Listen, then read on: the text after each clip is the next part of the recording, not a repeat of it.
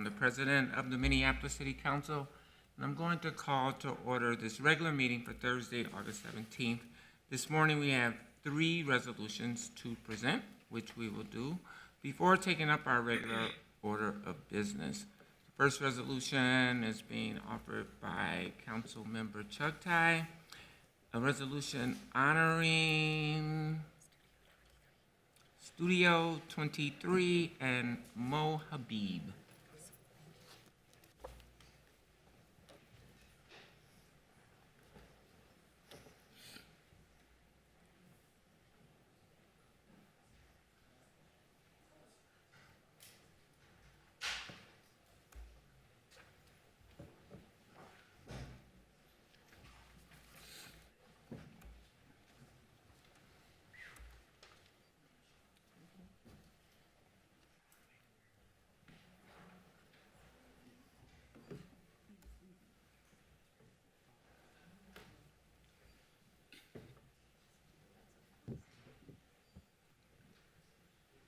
All right, thank you so much. Good morning, colleagues, and welcome to City Hall, Mo and your family and colleagues.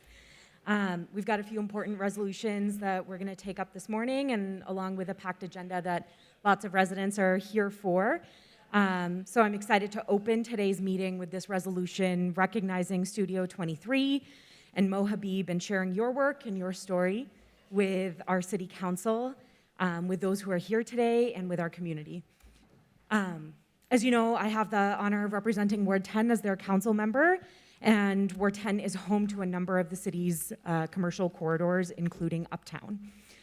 I know Uptown to be a corridor that has been growing and changing, and in the years since the start of the COVID-19 pandemic and the uprising, Uptown's identity has been in a time of transition. But through changing conditions, Uptown has also always been a corridor of resilience. That resilience is built off of the hard work of our surrounding community and locally owned businesses that prioritize investing in our community and in our residents. Mo Habib exemplifies that resilience. He's the owner of Studio 23, and they're celebrating their 13th year of business next week. Over these 13 years, Over these 13 years, Mo has built Studio 23 into an institution on Hennepin Avenue that is a hub for culture, for fashion, music, and most importantly, for community building. Despite the struggle and adversity that come with running a small business, especially in these last 3.5 years, he has doubled down on support for our community. He continues working closely with our professional sports teams and athletes, with cultural leaders, and with our city's young people. With that, I'm excited to present this resolution to you. Honoring Studio 23 and Mo Habib. Whereas Studio 23 was established in 2010 by Mo Habib and is celebrating its 13th year in business on August 23rd, 2023, opening their doors to culture, fashion, sneakers, art, music, and community in Uptown Minneapolis. And whereas Studio 23 is a locally owned immigrant and Black, Indigenous, and people of color owned business. And whereas Studio 23 makes highly sought after urban footwear and apparel that is otherwise difficult to find in Minneapolis. And whereas Studio 23 has organized many cultural performances promoting local and nationally known artists, including fashion shows, art exhibitions, block parties, Twin Cities sneaker art exchanges, open mics, and art shows. Studio 23 has given space to local artists who have gone on to perform on a national and international stage. And whereas Studio 23 and Mo Habib have been tapped by several Minnesota professional teams and their players to help curate, design, or promote products and events. This includes work with the Minnesota Twins and Timberwolves and players from the Lynx and the Vikings. And whereas Studio 23 owner Mo Habib has also focused on mentoring and working with high school age youth. After George Floyd was murdered, he founded Telescopes, a 501c3 nonprofit to work with at-risk youth to teach them financial literacy, tech, art, and design skills with a goal to help them see above and beyond their current circumstances to build a better future. And whereas Studio 23 remains steadfastly and deeply committed to the Uptown community and to Minneapolis and to helping Uptown and Minneapolis thrive. Now, therefore, be it resolved that the Mayor and City Council do hereby declare August 23rd, 2023, Studio 23 Day in honor of the 13th anniversary of their founding and their continued commitment to Uptown and the City of Minneapolis. Thank you so much for all you do.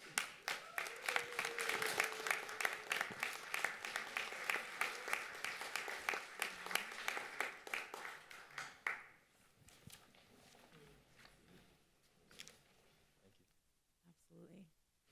I'm going to turn it over to you to say a few words.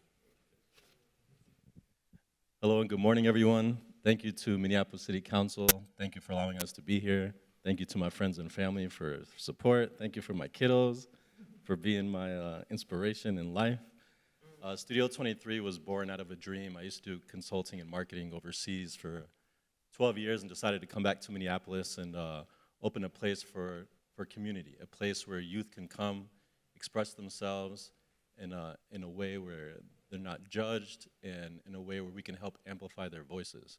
It's been a tough couple years, from the pandemic to the murder of George Floyd. We were the most looted business in the Twin Cities. We got hit 5 times. You know, my inspiration to keep going were these 2 kids. I'm a single father, so I wanted to give them someone to look at. My parents never gave up, first-generation immigrants. So this is a win with Studio 23 Day for single parents, underserved youth, immigrants, first generations, single parents, the have-nots, those of us who work, you know, overtime when our kids are sleeping, when everyone else is tucked in bed, we're still trying to figure out a way forward. So I appreciate the city of Minneapolis for helping us to keep going, my friends and family for the support. And we're here for hopefully another 13 years on top of today. So thank you so much. That's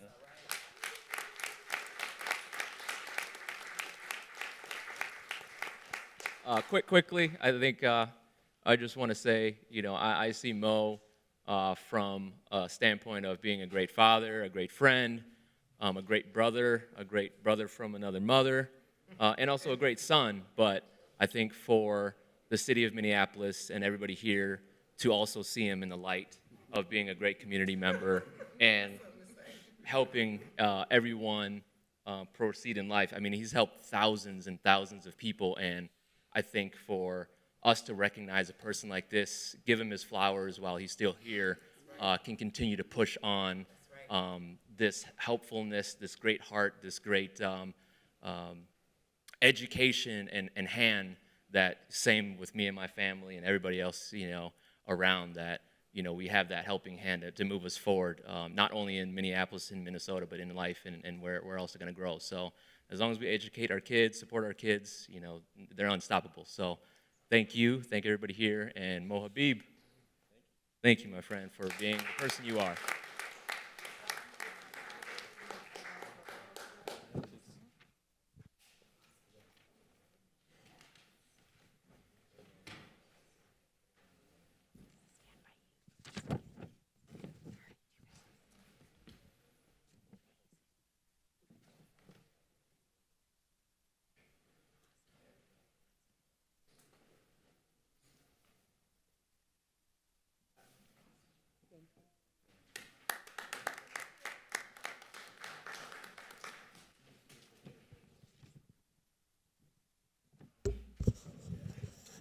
All right.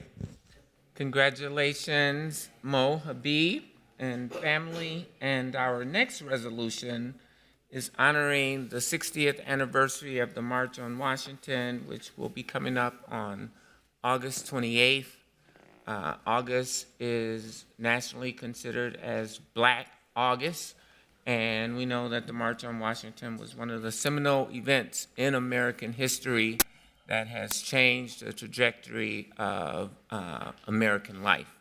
And so this resolution honoring the 60th anniversary of the March on Washington Whereas a mass march on Washington to protest black soldiers' exclusion from World War II defense jobs and the New Deal programs was planned as early as 1941 by A. Philip Randolph, a labor rights organizer, activist, and early statesman of the civil rights movement. And whereas in the mid-1950s, Randolph worked as a rising minister who hailed from Atlanta, Georgia, Martin Luther King Jr., to coordinate another mass march on Washington in May of 1957, where nearly 25,000 demonstrators gathered at the Lincoln Memorial to commemorate the third anniversary of Brown versus the Board of Education and to urge Congress to implement the decision. And whereas in 1963, in the wake of violent attacks on civil rights demonstrators in Birmingham, Alabama, momentum built for another mass protest on the nation's capital, which became known as the March on Washington for Jobs and Freedom, due to the combined efforts of Randolph and King and his Southern Christian Leadership Conference, SCLC. And whereas, despite great opposition from then President John F. Kennedy and Attorney General Robert F. Kennedy, Randolph and his chief aide, Bayard Rustin, along with King and the SCLC, persisted in planning a march that would call for the fair treatment and equal opportunity for Black Americans, as well as advocate for the passage of the Civil Rights Act, then stalled in Congress. And whereas the gathering included speakers like Bayard Rustin, the NAACP Roy Wilkins, and the late Honorable Congressman and then leader of the Student Nonviolent Coordinating Committee, SNCC, John Lewis, civil rights veteran Daisy Lee Bates, actors Ozzie Davis and Ruby Dee, and musical performances by the likes of Marian Anderson, Minnesota's own Bob Dylan, and Mahalia Jackson. And whereas Martin Luther King Jr., who agreed to speak last, was scheduled to be 4 minutes long, ended up speaking for 16 minutes in what would become one of the most famous orations of the civil rights movement and of human history, now known as the I Have a Dream speech, whose famous line wasn't actually a part of King's planned remarks that day. And whereas, while the March on Washington laid the foundation for future transformative federal policies, it would be another 20 years before the Equal Employment Opportunity Commission, EEOC, was formed to take on some of those same issues. And whereas, officially called the March on Washington for Jobs and Freedom, the historic March on Washington took place on August 28, 1963. Some 250,000 people gathered at the Lincoln Memorial, and more than 3,000 members of the press covered the event to protest the conditions faced by African Americans a century after emancipation. Now, therefore, be it resolved that the mayor and city council do hereby commemorate August 28, 2023, as the 60th anniversary of the March on Washington, and recognize the achievements of Black Americans and civil rights leaders and the indelible role the March on Washington had on the development of some of the most transformative legislation in the nation, which has benefited all Americans. And so on August 28th, there will be a march at the University of Minnesota, and you are all invited to join into that. The governor will be present, as well as many other elected officials, to recognize the 60th anniversary of the March on Washington. Our next resolution,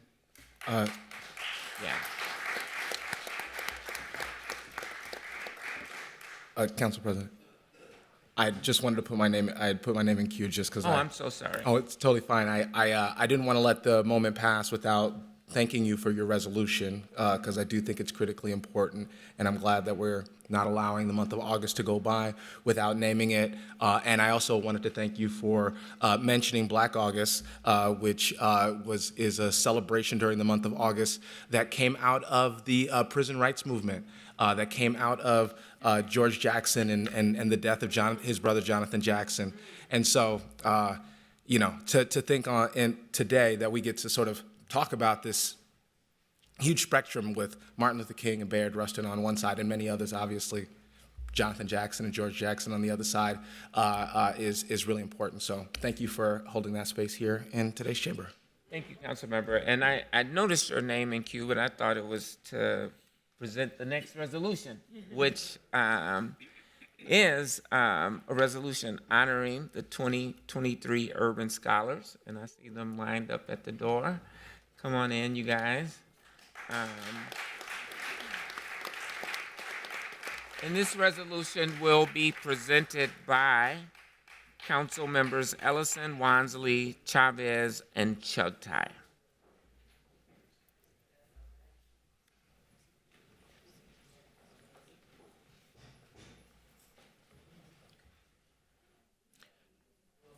And I will just state, while people are coming in and we have so many urban scholars, I really think that our Urban Scholar program and our Step Up program are two of the most critical and important programs that the city offers to bring young people of color into roles in corporations, in city government, in other industries, to learn and to become a part of the future of our communities. And so this is a very important recognition. And there are microphones behind you, council members.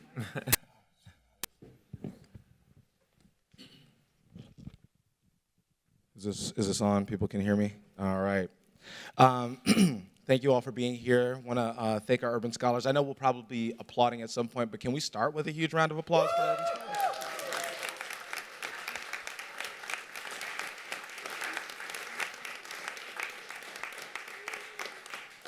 So I'm going to read the resolution along with my colleagues, and I want to thank my colleagues for being up here. And so, honoring and recognizing the brilliance and contributions of Urban Scholars.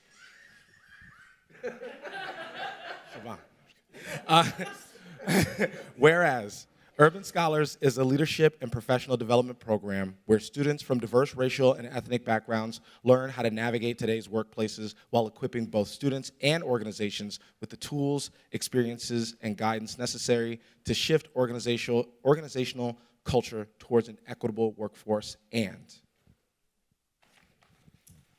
whereas the city of Minneapolis created Urban Scholars in 2012 to address the employment disparity in our city. Since approximately 34% of Scholar alum have become employed by the city of Minneapolis, and there have been over 600 scholars since the program began. And whereas the city of Minneapolis provides students with distinctive professional experience focused on gaining essential leadership skills and created career pathways to positions of influence. And whereas Urban Scholars establishes a pipeline of experienced, diverse professionals for public sector leadership. And whereas on May 31st, 2023, the City of Minneapolis, Hennepin County, Minneapolis Parks and Recreation Board, Minneapolis Public Housing Authority inaugurated the 12th cohort of Urban Scholars made up of 86 culturally competent, collaborative, resilient, and altruistic young talents. And where are the name off? Oh, here we go. Here are our scholars: Abdul Sabor, Abdul Aziz, Abshir Mohammed, Ahmed Abdali, Ajanice Knox, Alexander No, Allison Thorson, Angelique Davis, Anita Bopausali, Athira Nuyir, Avery Turner. But wait, there's more. Corel Toulouse, Carl Osenskog, Coral Crutchfield, Dara Tout, Joy Moringa, Kiddis Wooldy, Lael Ware, Leoned Sanisaka, Lana Ung, Linta Altef. Moab Yaya, Maria Hernandez Chair, Lycan Hefty, Michael A. Randall, Roxma Farah, Rebecca Alamayo. Yeah, oh yeah. Ridwan Mohammed, Rumyana Holquist, Sakaria Abduhali, Sharon Azuoro. See you, Samantha N, Sophia Hazi Oliva, Suad Moomin, Teresa Grace Benefo, Umolka Ubas. That's my scholar. Zach Ahern. Alana Hutka, Dawid Gabrib, Donald Wynn, Hayamanat Tadasi, and Inga Capistrant-Kinney. Bringing it home, Joshua Olukami, Logan Joran, Nithya Vinkat, Bafisha Bansal, Anessa Edi, Caleb Fenton, Asma Asmail, Naziz Khan, and Shang Yang Vang. Woo!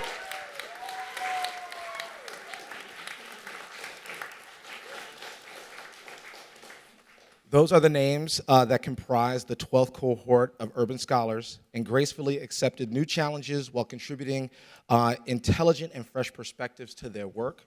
And whereas the city of Minneapolis recognizes and appreciates each urban scholar for making significant and lasting contributions to the city and the region, now, therefore, be it resolved that the mayor and city council do hereby proclaim August 18th, 2023 as Urban Scholar Day in the city of Minneapolis, a time to recognize and congratulate scholars on the many contributions made to the Twin Cities region and its many communities.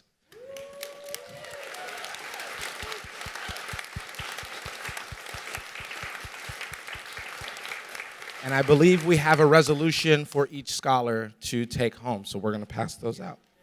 Oh, as you guys are exiting, my staff, you wave your hand, has a resolution for you. Thank you all for your service here to the city.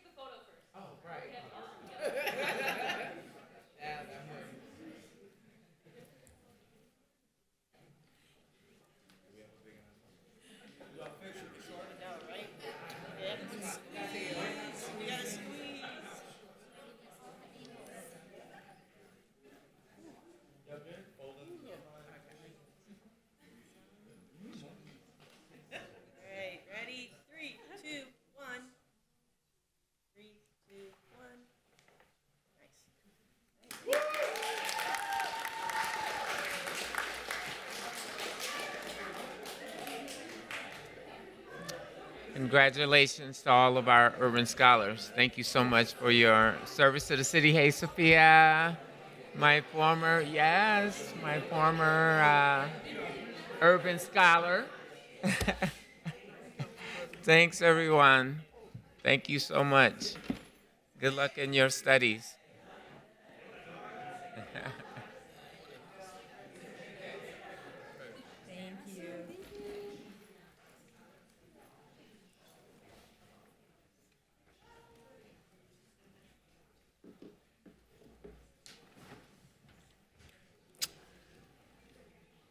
All right, everyone.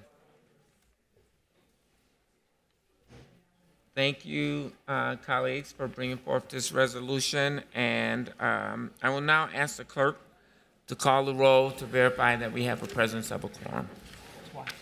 Councilmember Chavez. Present. Councilmember Ellison. Here. Councilmember Vitog. Present. Councilmember Rainville. Present. Councilmember Goodman is absent. Councilmember Wansley. Present. Councilmember Johnson. Present. Councilmember Osman. Present. Councilmember Payne. Present. Councilmember Koski. Present. Councilmember Shugtai. Present. Vice President Palmisano. Present. President Jenkins. Present. There are 12 members present. Let the record reflect that we do have a quorum. Next, we have the adoption of our agenda. Colleagues, the agenda for today's meeting is before us. I'll ask, are there any amendments to today's agenda? Seeing none, I will entertain a motion to adopt the agenda. So moved. Second. Clerk, please call the roll. Councilmember Chavez. Aye. Councilmember Ellison. Aye. Councilmember Vitaw. Aye. Councilmember Rainville. Aye. Councilmember Wansley. Aye. Councilmember Johnson. Aye. Councilmember Osman. Aye. Councilmember Payne. Aye. Councilmember Koski. Aye. Councilmember Shugtai. Aye. Vice President Palmisano. Aye. President Jenkins. Present. There are 12 ayes. That motion carries, and the next item of business is the acceptance of minutes from our regular meeting on August 3rd. May I have a motion to accept those minutes? So moved. Clerk, please call the roll. Councilmember Chavez. Aye. Councilmember Ellison. Aye. Councilmember Vitaw. Aye. Councilmember Rainville. Aye. Councilmember Wansley. Aye. Councilmember Johnson. Aye. Councilmember Osman. Aye. Councilmember Payne. Aye. Councilmember Koski. Aye. Councilmember Shugtai. Aye. Vice President Palmisano. Aye. President Jenkins. Present. There are 12 ayes. That carries, and those minutes have been accepted. Finally, we have the referral of petitions, communications, and reports to the proper committees. May I have that motion, please? So moved. Second. Clerk, please call the roll. Councilmember Chavez. Aye. Councilmember Ellison. Aye. Councilmember Vitaw. Aye. Councilmember Rainville. Aye. Councilmember Wansley. Aye. Councilmember Johnson. Aye. Councilmember Osman. Aye. Councilmember Payne. Aye. Councilmember Koski. Aye. Councilmember Shugtai. Aye. Vice President Palmisano. Aye. President Jenkins. Aye. There are 12 ayes. That carries, and those matters have been referred. Our next order of business is the reports from our standing committees, and we'll start with the report of the Business Inspection, Housing, and Zoning Committee. That report will be presented by the committee's Vice Chair, Councilmember Osman. Thank you, Madam President. The Business Inspection and Housing Committee is bringing 10 items for approval.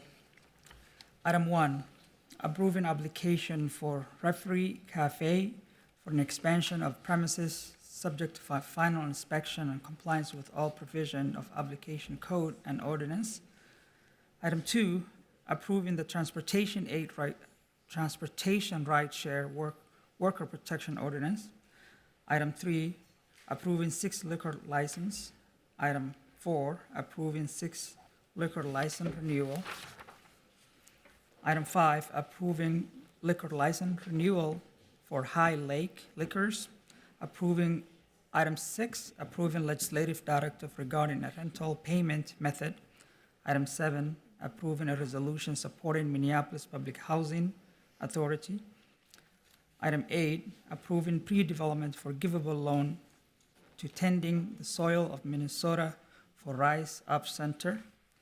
Item 9, accepting the Spring 2023 Metropolitan Council Livable Communities Account Pre-Development Grant.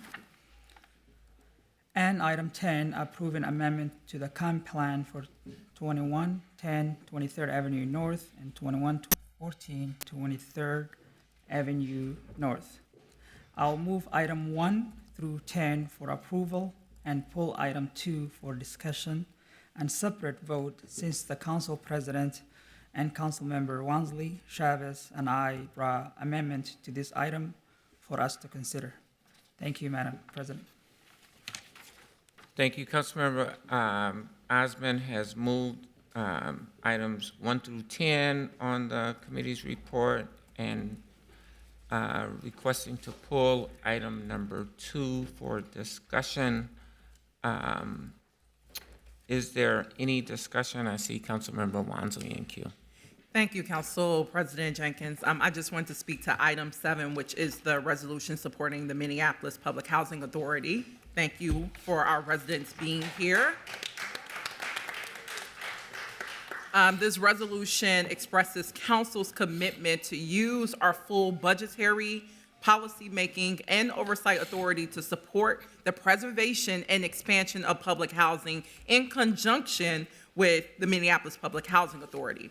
As I mentioned, public housing residents are organizing and have been organizing to demand that the city, the county, and the state finally step up and invest in our public housing. And I have been honored to follow the lead of our residents and work with my colleagues at multiple levels of government to take the initiative on the issue and win unprecedented increases in public housing over the last year and a half.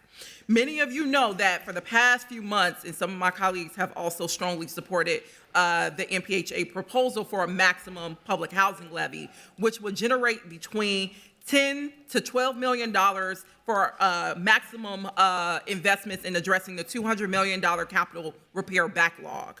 Addressing this backlog is crucial for some of our most vulnerable residents to have safe and dignified housing and to prevent catastrophic damage to existing public housing.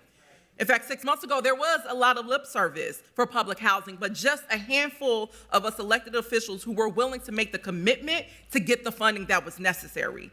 Then residents started organizing and showing up in City Hall with signs like you're doing right now, testifying, speaking to the media about their needs. And Mayor Frye, I will name, was not initially supportive of the public housing until you all showed up and showed that you were backed by a broad coalition of elected leaders and working class people who want to see our public housing be protected. And you doing that led to what happened just this past Tuesday with Mayor Frye announcing that in his proposed 2024 budget, it will include a partial public housing levy at $5 million. You did that. And while you did that, I want to know that's a good start. And it, again, happened because residents like yourselves continue to show up and elected leaders matched your energy and supported you and also took the commitment to execute on those commitments. So I'm looking forward to building with our powerful coalition of workers and residents and elected officials to win a fully funded levy this year, 2024. And I just want to give a special shout out to Representative Esther Abaje, the Board of Estimates and Taxation Chair, Samantha Priest-Stinson, Councilmember Chuck Ty, Payne, Chavez, and Osmond for supporting the levy. And most of all, I want to thank you all, our residents, who were the engine for this change. So thank you all.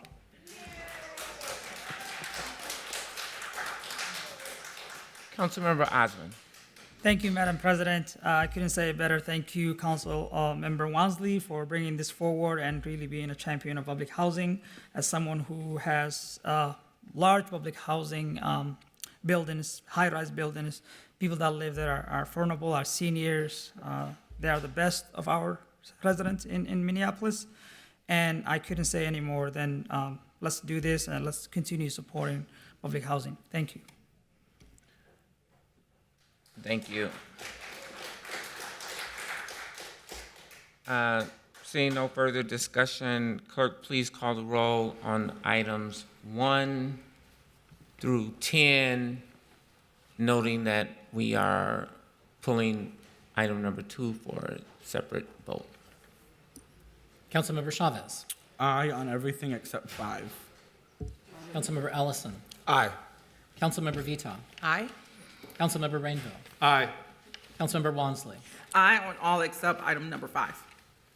Councilmember Johnson. Aye. Councilmember Osmond. Aye. Councilmember Payne. Aye. Councilmember Koski. Aye. Councilmember Shugtai. Aye. Vice President Palmisano. Aye. President Jenkins. Aye. There are 12 ayes on the report except for number 5, which has 10 ayes and 2 nays. Those items carry, and we are now in discussion on item number 2, which is the Transportation Rideshare Worker Protections Ordinance. And I see Councilmember Wansley in queue. Thank you, Council President. I'm assuming comments will probably follow from my fellow co-authors on this ordinance. But once again, I just want to start my comments today with saying thank you to the drivers who are here. Your persistence, hard work, and dedication is why Council is about to vote on whether or not we pass one of the strongest rideshare drivers' rights ordinances in the country. I also want to thank city staff who have worked with my office on this policy. It's a long list, but everyone's expertise helped to shape this policy. So I want to name them: Brian Wash, Director Alberta Gillespie, Russ Brooks, Katie Topinka, Steve Heiser, Michael Douglas, Nick No, Ken Daler, Jackie Hansen, Lisa Brock, Max Cervantes, Akbar Mohammed, Michelle Harvey, Beth Dominguez, Director Eric Hansen, and our major rock stars Amy Lingo and Joel Fussy. I also want to thank you to my co-authors, Councilmember Chavez and Osmond, and your staff, Dylan, Irene, Beirut, and Irene. Thank you to the national experts we consulted with on this policy in Seattle and in New York, who provided very helpful expertise and academic perspectives. And last but not least, I have to give a shout out to my policy aide, Celeste Robinson, who did an amazing job as a project manager on this entire process. I also want to thank our House and Senate statewide lawmakers who were also responsive to the needs of drivers and led the charge to pass a strong worker protection legislation for rideshare workers this past legislative session. Over 100 Democrats in the House and Senate voted to put workers' needs over protecting the profits of out-of-state multi-billion-dollar companies. And if 100 state leaders could stand against corporate pressure, there's no excuse as to why our legislative council of only 13 cannot do the same. I also want to underscore that corporate pressure is very real within the walls of City Hall. I know that many of my colleagues and the mayor are being bombarded with requests from Uber, Lyft, the Downtown Council, and the chambers and their lobbyists to defer taking action today on fair drives, safe rides. And that pressure was made clear last night when Mayor Fry sent us all an email requesting that council should not take any action today and instead defer our legislative authority to the governor's advisory rideshare task force. In addition to that request, Mayor Fry also raised concerns with the ordinance that I would like to address heads on. First, the mayor asked that we delay implementation of this ordinance. First off, staff have agreed that they are ready to implement the ordinance on January 1st. Staff has made tons of input on choosing this implementation date as one of the ones that will work well for them. And secondly, there is no reason to defer to the state either on policy or a timeline, especially when city staff has spent 7 months working with drivers and national experts to craft the right policy for our city. It is ready to implement now. And if we move implementation a date back, we're depriving drivers of the thousands of dollars in wages that they could be earning, and simply for no reason. We have a good policy in front of us. Let's show leadership and pass it. And in Seattle, municipal action helped to set the bar for the state policy. So we have the opportunity and must do the same here. The second concern that Mayor Fry raised is that higher wages in the city of Minneapolis will not help drivers who routinely transport passengers in and out of the city borders. That's like saying that Minneapolis having well-paved roads doesn't matter because there still might be potholes in Richfield. Where would that approach get us? We can't control what other cities do, the choices that they make, but that is no reason to surrender our legislative authority. We set good policy and provide high-quality service within our borders here in Minneapolis, and it helps to set a standard and raise the bar across the region. Another concern that Mayor Fry raised is wanting clarification on instances in which deactivated drivers may not resume providing rides. We heard this concern be raised from the community, and we actually worked with our city staff to clarify and strengthen that language, which is in front of you in the motion. This ensures that any driver who may be a risk to riders or to public safety is deactivated without delay. And it maintains the provision that gives all drivers the right to a due process with representation in a timely manner. We heard this feedback and we addressed it with this ordinance. Next, the mayor mentions additional driver protections and benefits like paid sick and safe time, vehicle specifications, and insurance. These are issues that the city does not have authority over per state statute. And we agree they should be taken up by the state, starting with that task force. But the ordinance in front of you today is in alignment with state statute and does not take up those provisions. The mayor also want us to consider effective ordinance enforcement mechanisms. Again, we can look to Seattle, where a local driver's resource center was able to grow into a statewide organization. The model of the DRC is supported by city staff because it allows us to partner with the organization that is best positioned to serve workers. It's building off the successes of our co-enforcement programs and contracts with community groups like Homeline. Staff in CPED and civil rights have specifically advocated for this model to best interface with city enforcement mechanisms. And lastly, the mayor raised concerns about identity verification and gift cards, specifically stating that the ordinance would eliminate the option to have a family member or healthcare team member arrange and pay for transportation for a person with a disability. This ordinance provides clear language around that very concern that maybe perhaps the mayor's office overlooked. The ordinance reads that a rider must provide basic information like the name, their phone number, and address, and that data limited solely to the use of a gift card shall not be deemed to satisfy this requirement. That means a nonprofit, a family member, or a rider themselves could use a gift card as long as it's linked to an existing account. Riders still have that flexibility while making sure that there is accountability in the case of alleged rider misconduct. So with all that said, I again want to thank the drivers and the city staff who helped to make this policy in front of us possible. It is backed by data, and it has been developed by experts, and it is a great opportunity for Minneapolis to stand with workers and to lead the state. And I hope all of my colleagues will vote in favor of what should not be a very controversial policy today. We should vote on that today, not next year, because our drivers need action today, not next year.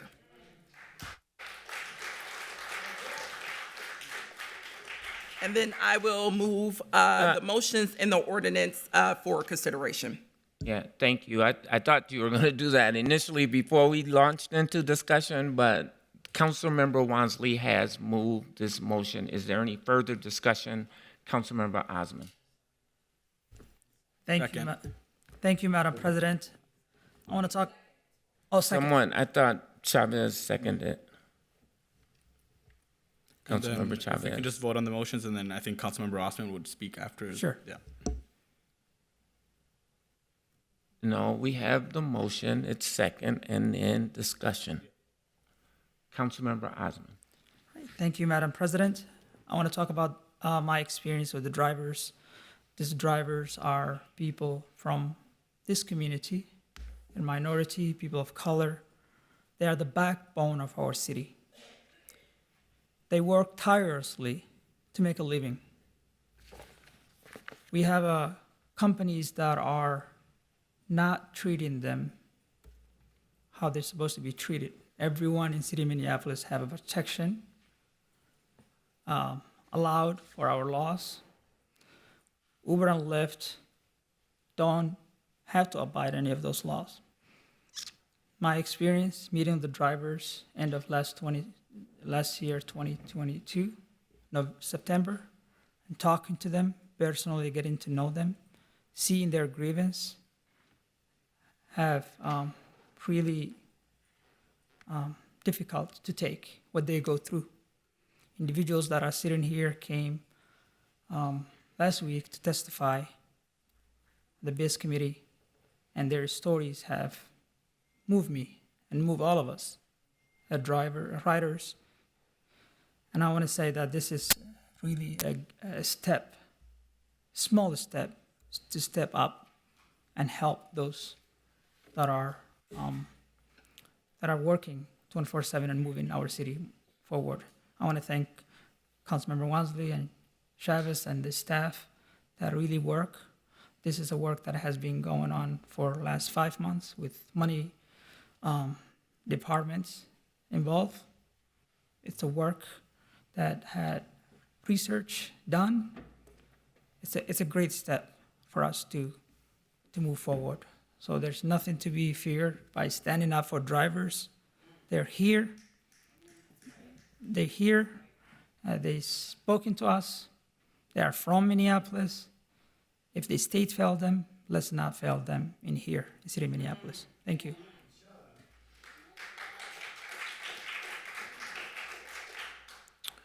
Next in queue is Councilmember Chugtai.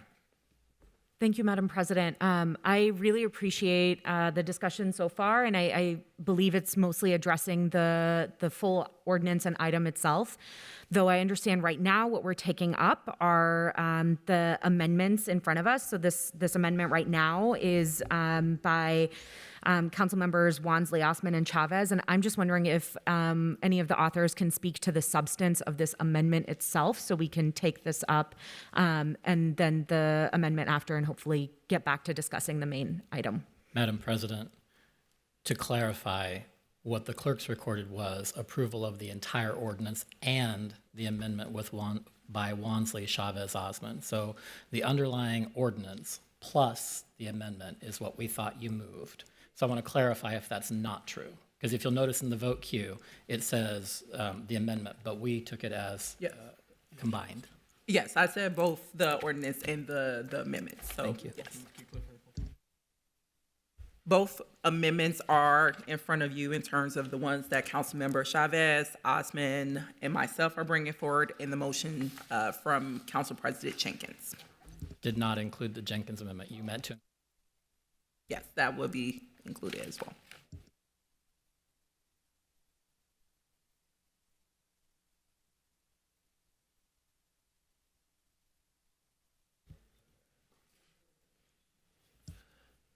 All right. I see Councilmember Johnson in queue, but are you wanting to speak to the amendment or to the?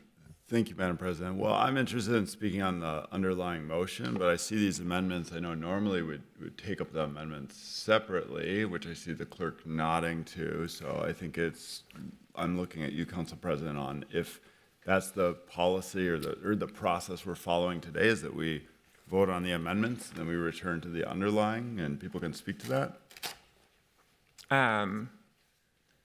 That is historically the case. I will defer to our city clerk for clarification.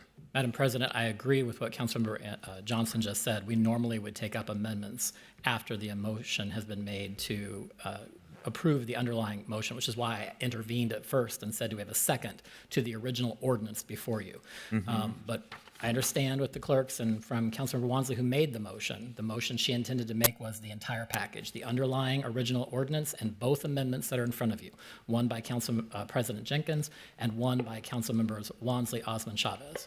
So right now, what is in front of you is that entire package. If you'd like to split that, that is certainly either the council president can split that without objection from any of the members, or by motion you could split it up. I think it's fine to leave them all together. I do want to speak to the motion that I am bringing forward. However, I want to ensure that we are addressing Councilmember Johnson's concern, or did you want to speak to the main motion? Well, yeah, I'll speak to the main motion. The entire motion includes the two amendments. Gotcha. I'll speak to that main motion, Madam President. So first, I want to thank the authors for their work on this. I think this is clearly, after listening to those that have testified, it seems like there is a need here, and I want to thank those that testified as well. This is also a big issue. We see the state last year working on this. They have a work group right now. It's actually due back with recommendations at the time this would go into effect. And that's really my primary concern around this, that we have our partners working on this. We have a trifecta at the state. I would be extremely confident that they would be passing legislation next year, early in the session. If they don't, I personally think that the city should. I think it's premature for us to do so before those recommendations come back. I think in the interest of good governance, it makes sense to have those in front of us. And That said, I will go ahead and move that we return this item to committee so that there can be additional work on this, but I would like to speak to that motion. Madam President, we've received tons of emails on this. There's threats from the companies to pull out. Frankly, I kind of doubt that they would shut down service before the end of the year and those recommendations come back, but nonetheless, they've said that. Companies, by the way, which if you look at their annual reports, have not been profitable. I think Uber lost something like $9 billion last year, an astronomical sum, so they're still working to figure this stuff out.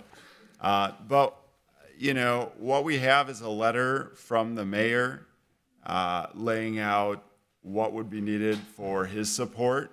And whether you agree with that or not, I heard one of my colleagues speaking to those specific terms, so you don't necessarily have to agree with those points in there. You can think that this ordinance addresses all of those points, but there's a much more practical concern that I would raise for the authors around this, which is if you look at the path an ordinance needs to take, and by the way, backing up for those that are watching, typically what would happen is, especially if there's an issue that's controversial or it emerges as it's going through that is controversial, historically at least, council members would reach out not just to city staff and work with city staff, but as well to the mayor's office, because that is a portion of and a part of our process in ultimately getting any ordinance enacted and adopted. And so, whether or not that happened in this case, from a pragmatic, practical standpoint, the mayor has laid out concerns, has signaled, at least in my reading of the letter, here is a path to approval. Here's what I would do.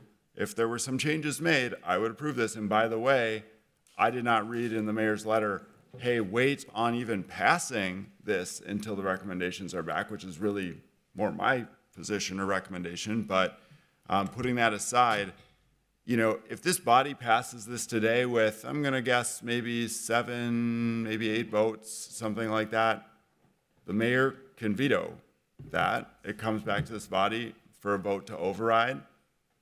I would be really surprised if there were 9 votes to override it, but maybe there could be, but I would say probably not. Okay, so then failure to override. I checked with the clerk. If that happens, this item then can't just be moved right back to committee. You have to start the entire process over again. And the clerk can correct me if I'm wrong, this would actually need to be substantially different. And I'm seeing a head nod. So my point being, for the authors, for my colleagues that support this, it seems like there's a pretty clear path to approval that will also get past the mayor and have this item be enacted with some changes to it, if you are willing. Now, you can choose to say, I'm not willing, I'm going to just go ahead and push this through, and that's your right, too, as a council member.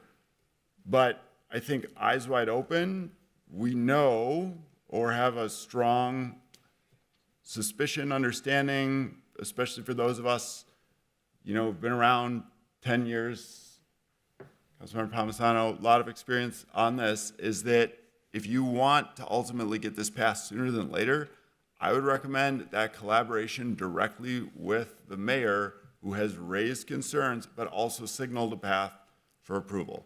So that's my advice on it. I think it makes sense to do that. This can get passed. It can get passed with, it looks like, at least reading that letter, most of, if not very similar provisions, and at least meeting the intents that the authors wanted in this. So, I would recommend the pragmatic approach, because there was clearly a need. We heard from drivers here. That's the path to getting it done as soon as possible, even though I personally think we should wait for the work group recommendations. There's a path to getting this actually passed and enacted sooner than later. I advise this body take it. Thank you. Madam President, as you'll notice, the clerk's recorded a motion from Johnson to refer this back to committee. Before we go too far down that rabbit hole, it'd be good to have a second to see if there's interest from the body to consider that motion. I will second it. So, to return this item back to committee. It has been properly seconded by Council Vice President. Is there further discussion? Councilmember Payne. Thank you, Madam President. I also agree on taking a pragmatic approach to this. And I think the pragmatic approach is to look at history. This country is built on worker exploitation. This is not a new issue. Uber is not some new innovation of technology. It's a very clear playbook. The most clear evidence of this playbook is John D. Rockefeller. All you have to do is have a bigger pile of cash than your competitors, and you can light it on fire until your competitors go out of business. Once your competitors go out of business, you raise the rate. And once you raise the rate on consumers, you lower the pay to workers. We've known about this playbook for hundreds of years. We don't need more time to analyze this. We don't need more time to look at the data. We know very clear what the future of this platform is. And the future of this platform is driving down wages to poverty levels while increasing rates on customers. It's already happening now. They're going to do that whether or not we pass legislation. They're going to continue raising the rates on customers whether or not we do this. They're just going to do that while increasingly lowering the payments to our drivers. The pragmatic approach is to do this right now and to set the stage for even further action by the state. We don't need to wait. Now is the time to pass this. Uber's raised $25 billion since they started, and they just had their first profitable quarter. Do you know why that is? It's because they've artificially kept the cost of taking rides down by burning cash from the sovereign wealth fund of Saudi Arabia. That's how this works. It's not rocket science. It's not some new wang-fangle innovation. You just burn cash and you build customer loyalty and you eradicate your competitors. And when those competitors are gone, you raise the rates and you lower the wages of workers. So we don't need to analyze this anymore. The pragmatic approach is to say, let's pass this legislation now and let's pass more legislation at the state level and continue keeping our eyes on this so that we are protecting our workers. So I don't support this motion to refer it back to committee. We know what we know. Councilmember Wansley has already highlighted the thoroughness of this work. I think it's really great to see the behind-the-scenes reality that we don't do this work by ourselves. We do this work with the support of staff. And we had a lot of staff working on this. They have done the work. They've done their due diligence. We are ready to take a vote on this. You can support it or not support it. This is not a process question. This is not a parliamentary question. This is not a layer of government question. You either support protecting our workers and you vote to pass this ordinance today, or you're just not sure. And that's okay too. And I'm not going to judge anybody for that lack of surety. I have clarity about what the future of these platforms are. And the future of this platform is to continue driving wages down for workers and increasing the cost of consumers. So let's just be clear-eyed as we move forward and pass this today. Thank you.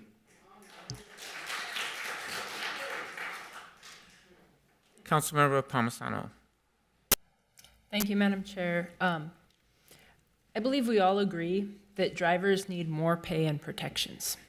How we do that as a city is a challenge in this section of what we have regulatory authority over, and that it's only pertinent to rides that are in our city. I don't see this as deferral of authority. It's clear there are many issues with this ordinance as written and even as amended, and I appreciate some of the amendments being made. I've done my own work on this, but come to many of the same conclusions that were outlined in the letter from the mayor. It's going to take compromise in taking and dealing with the feedback received from drivers who deserve more pay and protections, and from consumers who rely on this service. So I do think this needs more work and will be voting in support of returning it for more work so that it doesn't end at the end of the day not being able to be modified anymore. Thank you. Thank you, Council Vice President. And I put myself in queue on this motion. And I will be voting against this motion. I will say that historically, the city of Minneapolis has led in 1975.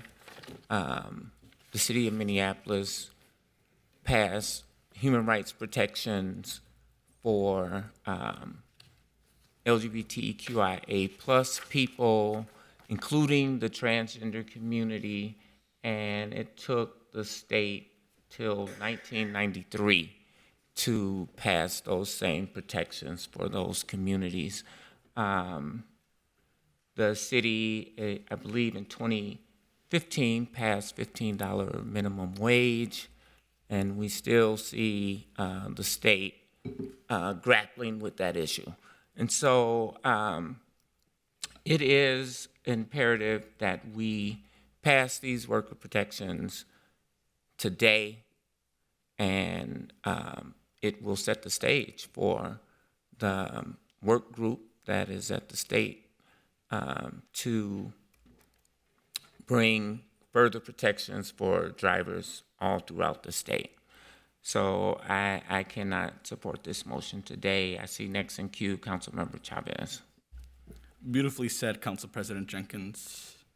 I've heard today that we all agree on paying people more and improving workers' protections. If that's the case, today's vote is simple. Vote yes. The path to approval is super simple today. We stop the delaying tactics, let this body vote for this ordinance that our staff have worked really hard on. The mayor can either decide to sign it or veto it. He can support immigrant workers or stand with the downtown council. That is his decision and his decision alone to make. I want to give the drivers that are here today the biggest shout out. Thank you. Thank you for showing up every day, not only in the State House, not only in the State Senate, but here at City Hall. You got more than 100 Democrats, let me repeat that, more than 100 Democrats to support you at the State House and the State Senate, every single one of them, including Republicans, which is why I would be confused for anybody to vote against this today. Over the past 7 months, my office, Councilmember Wansley, Councilmember Osman, have worked really closely with our incredible city staff, our council staff, our Uber and Lyft drivers, and our labor partners to develop this Fair Drives, Safe Rides ordinance. This is backed by data and research, point blank and period. And despite what corporate lobbyists are trying to say and trying to convince us to vote a different way, that ain't working over here. This policy is going to provide minimum wage standards, and I'll repeat, minimum wage standards. In a city like Minneapolis, we should expect more than minimum wage, but that is what this policy does. It improves disability justice by increasing accessibility. It expands transparency in payments. And despite what Uber and Lyft are trying to say, this will protect the ability for companies to immediately deactivate a driver for endangering rider safety and the public, and a lot more. It's very clear if you read the pages in the ordinance. But I want to be very clear. It's impossible for me as a council member of this body, one of 13, to sit up here and ignore the workers that are struggling to get by. It's super simple. And I'll be very clear. Under no circumstance should this body of 13 ever tell any residents, including you right now in the public, that we should wait for a task force, that you should wait to drink water, that you should wait to eat food, that you should wait to pay rent, your mortgage, and that you should wait to make sure that your family is okay. Because that's what you're being told right now. And to that, we stand against that fully. These drivers show up to pick us up, to pick our residents up during snow emergencies, when I need to go see the doctor, when my colleagues need to go see the doctor, when you need to go see the doctor, when people need to go to school, when they need to go to work, and during horrible driving conditions, and you still show up to make sure that someone can get from point A to point B. And I bet you still get paid the same amount. Just today, we heard our drivers outside the chambers begging us to respect them, asking us as city council members to pay them a minimum wage. And again, I'm going to repeat that, a minimum wage. And to those drivers and my constituents, and I proudly represent the most diverse ward in the city of Minneapolis with a lot of immigrants that are asking us to pass this today and that are asking the mayor to sign it, not veto it. I want to let you know that I will never turn my back on you, and neither should any of us here on the dais. This decision is simple, colleagues. Do we believe that workers deserve a minimum wage, or do we believe that giant corporations can pay poverty wages? That's it. That's the decision before us today. When Minneapolis first let Uber and Lyft operate in the city, we could have imposed conditions on them, like living wages and workers' rights. But that didn't happen. And workers have been exploited ever since then. And I must remind myself of this part that I'm going to mention right now. All 13 of us here are privileged council members. We make six-figure salaries. And we are going to make a big decision today that impacts some of the most marginalized people in the city of Minneapolis, who are not even making a minimum wage. I get to sit home with my six-figure salary, and you get to sit at home without even a minimum wage in the city of Minneapolis. I am surprised that this body is asking us to defer to a task force. When just a few weeks ago, let me be clear, just a few weeks ago, this body ignored recommendations of our own rent control work group that every council member voted for. How can we trust that whatever this task force that has no policy authority is going to come up with a policy that's actually going to protect you as drivers when we as a council couldn't even respect our own work group? I also remember this particular body talking about increasing people's wages instead of establishing a rent stabilization policy in the city of Minneapolis. Well, now I'll say that we have an opportunity to increase the wages of thousands of workers in the city of Minneapolis after this body killed that policy during Eid. And I am shocked about the gymnastics, excuses, and comments to vote no. Our staff worked hard on this, and I hope we're not bashing their work and their dedication on this policy. It's simple, colleagues. Voting no is against minimum wage for workers in Minneapolis. Voting yes is a stance for workers' rights and protections and safety. I'm proud to vote in favor of this policy today, and I want to believe that we can live in a city that begins to care about basic dignity again. Thank you. Well said. Councilmember Ellison. Thank you, Council President. I did have a question for the author, and I do ask this respectfully because I think we've heard a lot of folks mentioning how we all support minimum wage in our city, that we want to move forward on a way for drivers. We want to support drivers.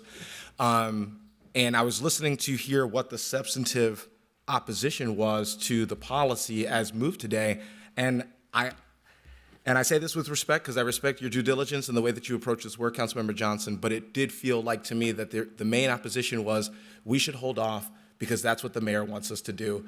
And I thought it was and as somebody who takes this work very seriously, as somebody who doesn't want to see us delaying work for no reason or arbitrarily, and as somebody who respects your opinion and your approach to this work, I really want to understand, I understand the logistics of the motion, but I don't understand the underlying reason, or I hope I'm misunderstanding the underlying reason. We talked a lot about what the best political pathway was, but what's the substantive issue? Because if there isn't one, then I do think that we could find 9 people on this dais to vote for this today and to vote for it in the event of a veto. And so I just wanted to ask for that clarification of what is the substantive issue of what we have and what we're voting on the page today. Thank you, Councilmember Ellison. So, when speaking on this, separated out my personal opinion around the recommendation from the practical path forward to get something passed. And I want to be pretty clear to folks on the practical recommendation. In 2 weeks from now, this body could have something that could be signed off on and approved And instead, likely what's going to happen is this body is going to be taking up the question of a veto override, and it's not going to probably have the votes to pass. And then we're back to square one. And so if you're interested in getting something done sooner, I personally recommend that approach of thinking about how you get something passed. For my own personal take around the recommendations, I believe that the legislature is going to act on this. I believe we are going to have statewide legislation. Then we're not going to have, for instance, an unfunded mandate around a driver's center. We will actually be able to go in with other jurisdictions. We're not going to have that risk of, and again, you might feel comfortable calling the bluff of these companies and saying, fine, shut down. They made it clear, they're telling people that publicly. Maybe you'll say, oh, they're just going to turn around and say, oh, never mind, just kidding, we're just going to keep going. Maybe they won't. I mentioned when I was speaking as well, my guess is they probably won't before January 1st, and that's fine, but my point is, when we can have something statewide, when we have the politics at the state level to get something done, why wouldn't we do that? And this reminds me completely of municipal ID. A majority of this body said no to that sizable budget appropriation of doing something ourselves when we knew driver's license for all was going to pass. And I don't hear folks today saying, what a horrible thing that the city of Minneapolis doesn't have a municipal ID today. Now, that's just an analogy of this, but I want to say I see the parallels with that personally, and that's my personal beliefs on it. And, I think in even responding to you, I want to be careful of not getting into a back and forth, but you asked me to lay it out. This is what I think around this. And then in terms of even comments made today around minimum wage and things like that, I think one of the things we lack is transparency around that. When I go out and I Google around that, it looks like Uber is paying on average or something around $21 an hour is what drivers take home in this city for the work that they're putting in, so above minimum wage. Now, of course, I personally think there should be additional compensation for drivers above and beyond minimum wage because of the vehicles that they're bringing to the table, the mileage, the gas, all of that.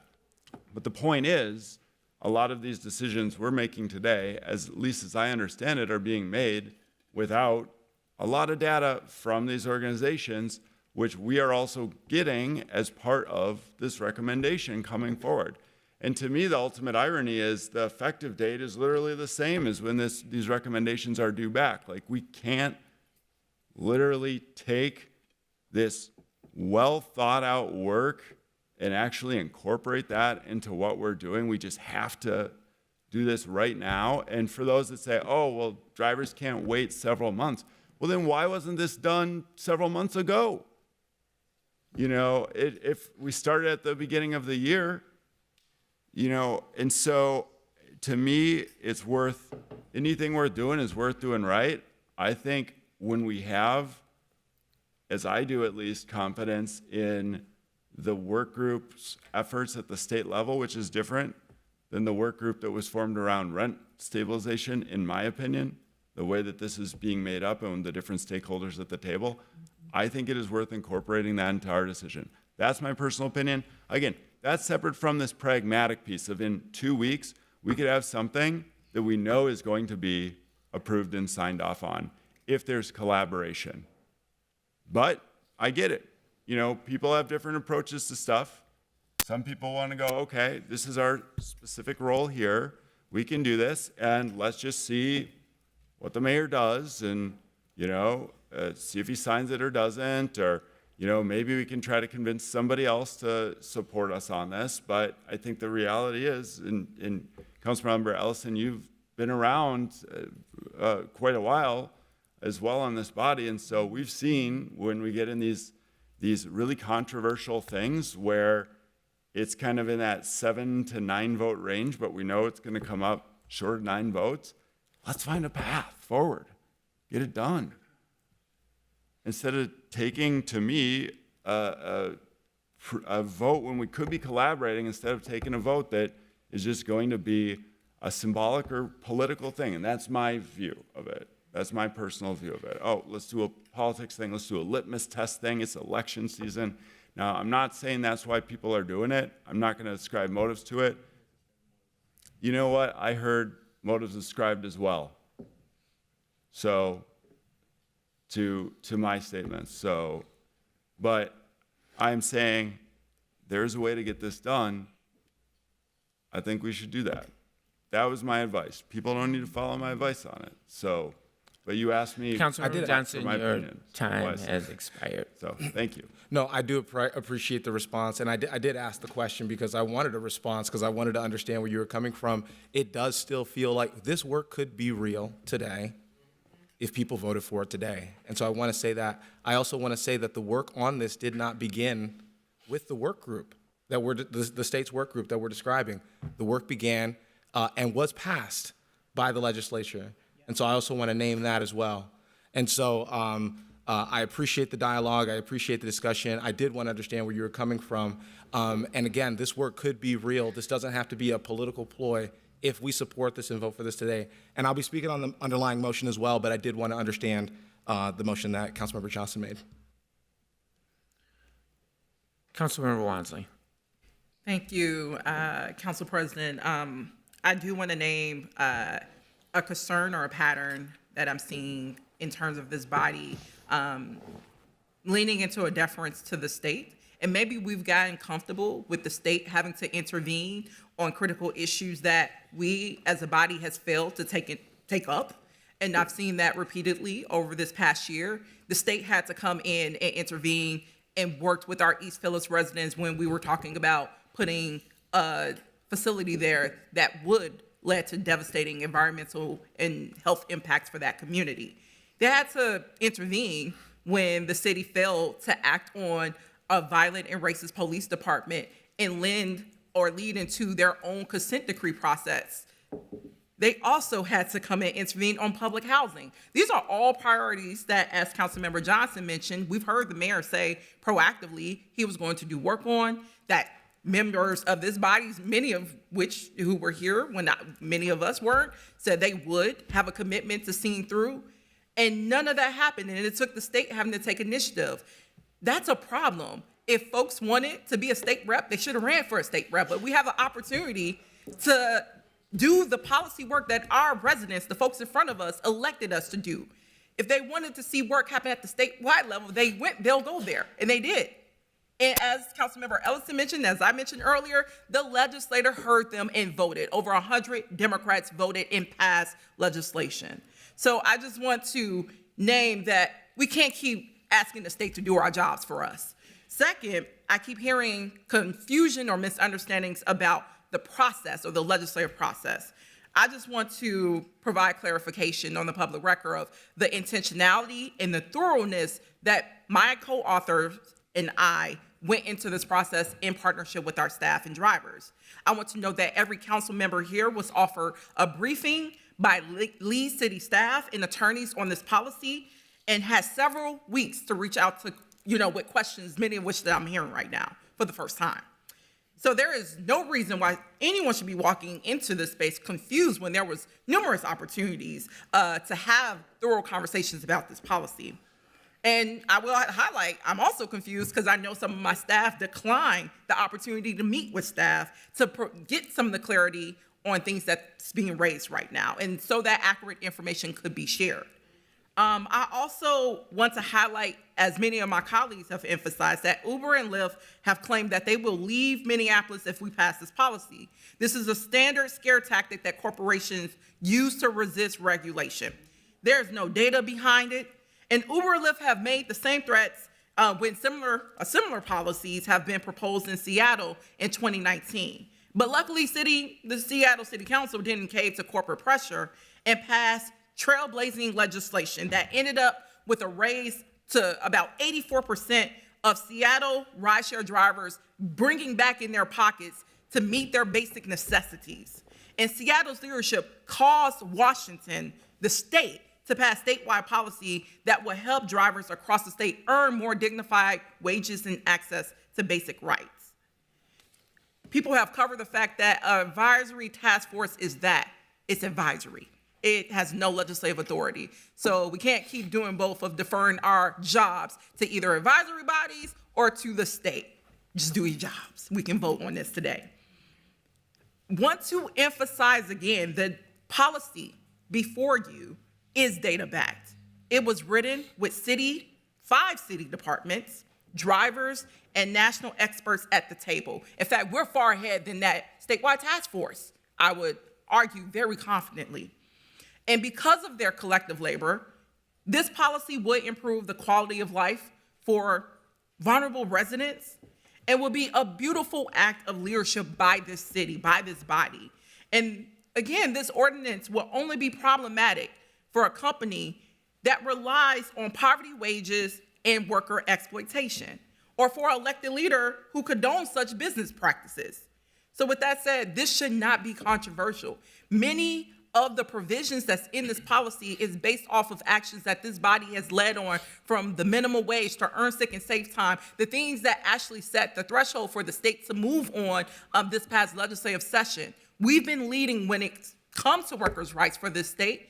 Here's the opportunity to continue that legacy.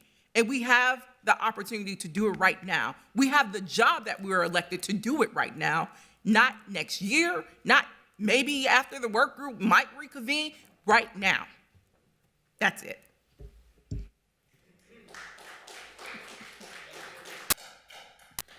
Before I recognize Councilmember Vital, I do just want to acknowledge and state there are no simple issues in this city. I also want to just state that government, from the federal government down to the city level, all work together and have to be collaborative in order to move positive things for our communities. That said, I'm going to recognize Councilmember Vital. Thank you, Madam President. Thank you for that comment too, because I wanted to say that as well. You know, I don't want the state to do my job, but I want to work in collaboration with the state. I want to make sure that I'm having conversations with the folks who represent people in my ward or on the north side that are state representatives or senators, and I haven't had an opportunity to do that. They may have voted a certain way at the state level. I want to be able to sit down and talk with them about why they voted that way. What are they expecting?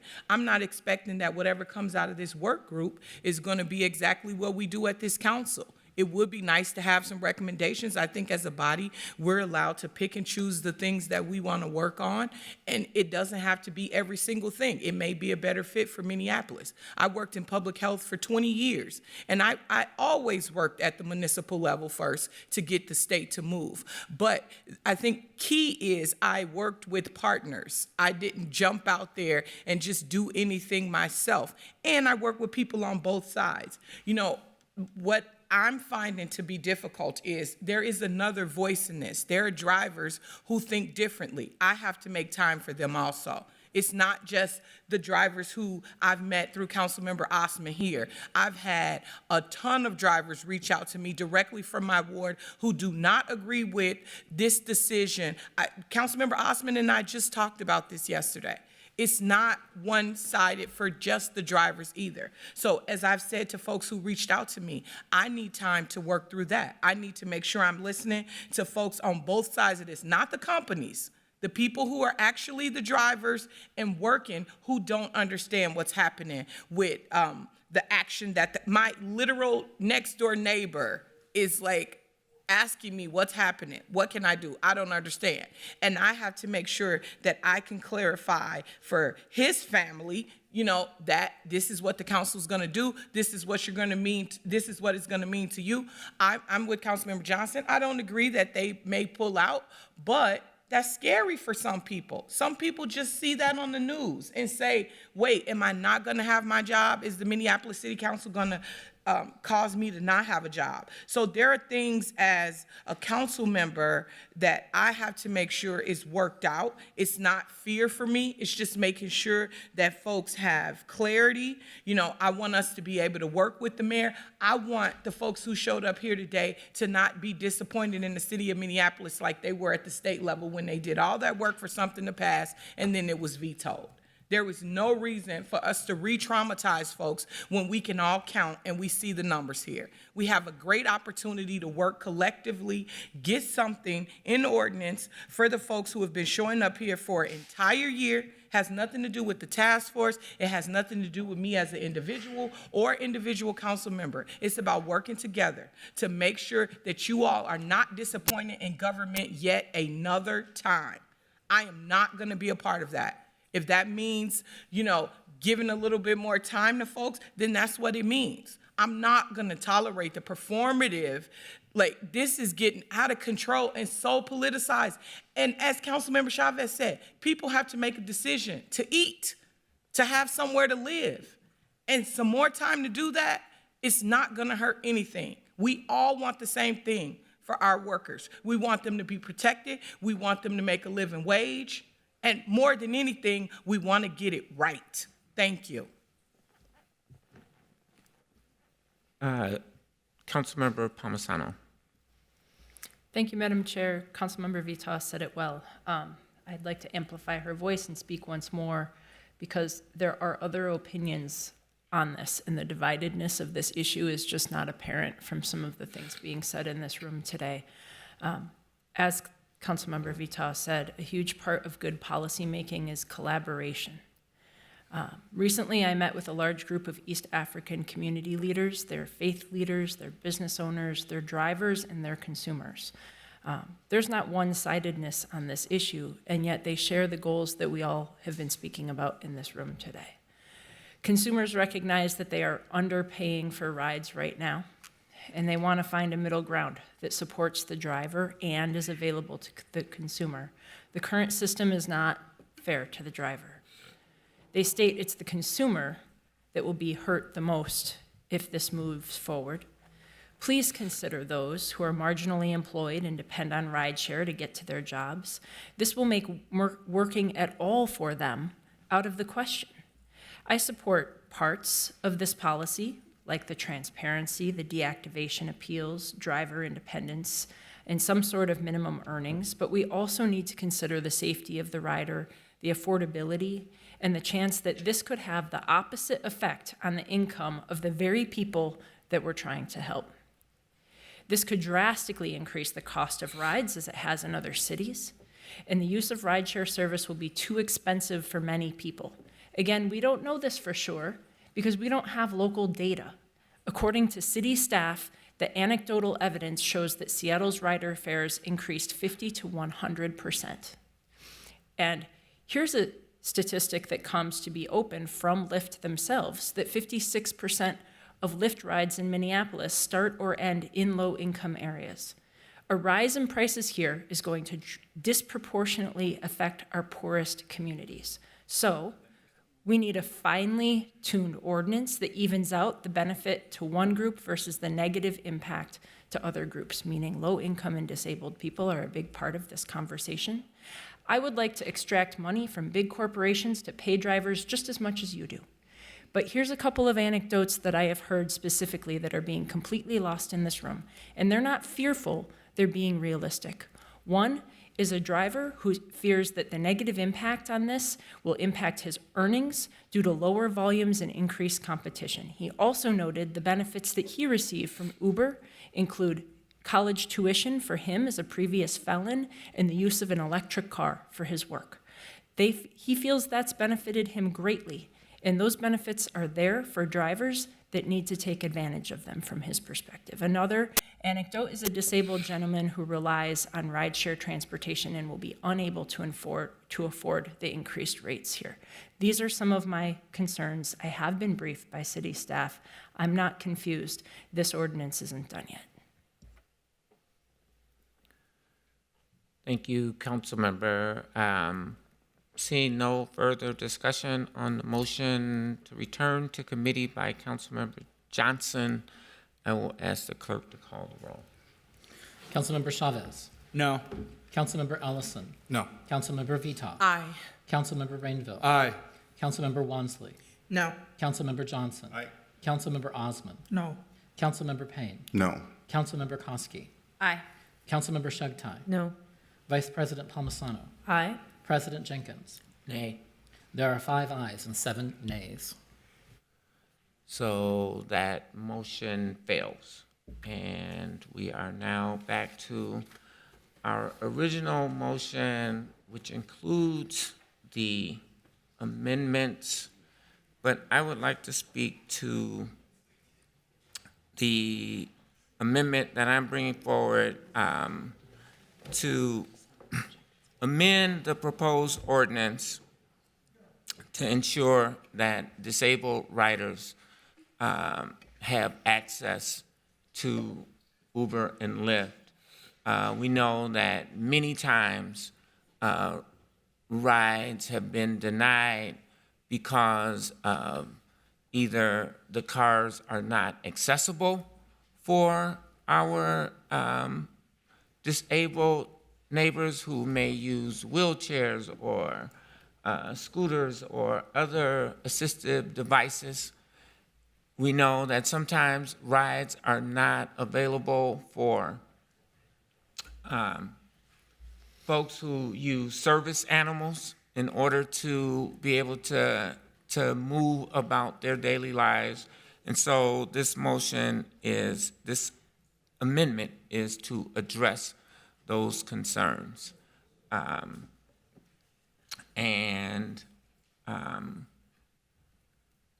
not sure if we need to vote on this amendment separately as it was initially included in the original motion, but I just wanted to speak to that,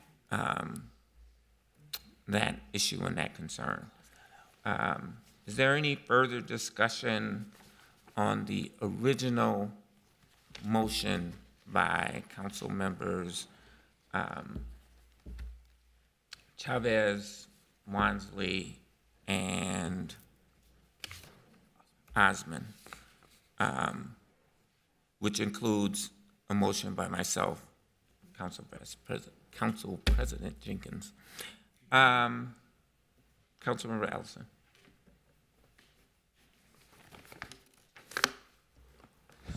Thank you.